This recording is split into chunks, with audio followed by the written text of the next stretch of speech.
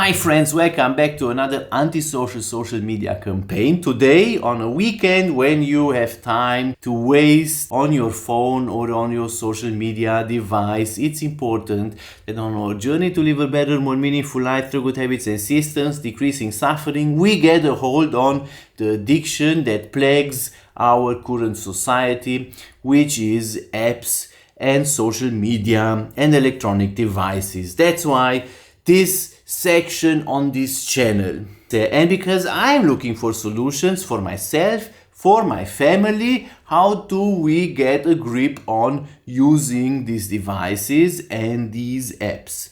I read recently this book, Hooked: How to Design Habit Forming Products. And I thought it's very interesting. It's not just our own fault that we can keep our hands off of our phones, it's by design oftentimes.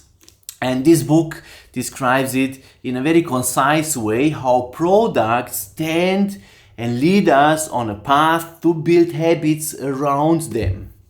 Now, in a different video, I talked about the last chapter of this book, the ethics of building habit-forming products, because that question followed me throughout the book. Is it ethical to do so? And the answer is, in some situations, yes, it's important. For example, when you try to build the habit of eating healthy and you use an app for that, that's a good reason to build a good habit. But on the same note, it's also very dangerous because we can design very addictive products. And companies, guess what? Some do it. Some companies, they do it.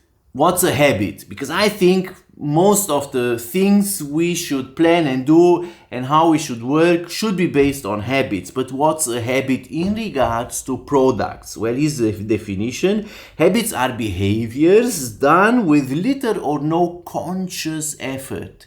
Little or no conscious effort. Actually, about 40% of everything we do throughout the day is an unconscious behavior, something we just do because it's a habit. So if an app designer is able to make the use of that app or that product to be transformed into a habit, that's the big jackpot. How do product designers achieve that? They achieve it through the 4 steps we usually build habits.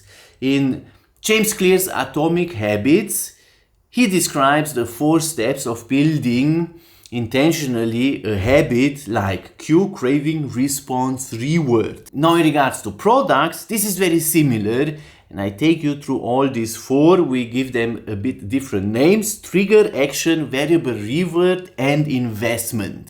Trigger can be, so the cue can be in regards to a product, especially on a phone, a notification, a badge, SMS, whatever grabs our attention. That's an external trigger. Now, there can be also internal triggers. For example, when we get a bit bored, we get used to use an app. We stay somewhere in a queue, we go to the bathroom, and we use always a certain app. That's an internal trigger. Now, in regards to a hooked product, you want to reach either of those. Of course, the internal one is better than just relying on an external one, because after that follows the action. Now, the action can be because of different reasons. We take action after the app or the product got our attention. We take action because we seek pleasure, we want to play, we want to be surprised, we want to see something nice, something unpredictable, dopamine kick. Or we are doing it because of avoidance. We don't want to be in a certain situation, we don't want to talk with certain people, we want to escape a difficult task. And number 3, because of social acceptance. So because we want to hear from others, recognition, a good word, a thumbs up. There are many ways we get social recognition. And that leads to a variable reward. Recognition, for example. Why do people write for free Wikipedia articles or answer questions on Quora? Because oftentimes they get social recognition for it. Or just post a post on Facebook or on Instagram, and we get that social feedback of likes or comments. And then the variable reward is followed by the investment. Now, this investment could be a financial one, because if we invest in something, it's very highly likely that we are returning users, that we will use that app and we will justify our investment, even if the app is not the best. But after we invested, we will tend to use it. The question is, are you hooked by apps that do this? Perhaps we use today's video the 4 steps of this method: the trigger, the action, the variable reward, and the investment model, to identify those apps and review them if they are good habits or bad habits you developed around them. Thanks for watching, hope it's helpful.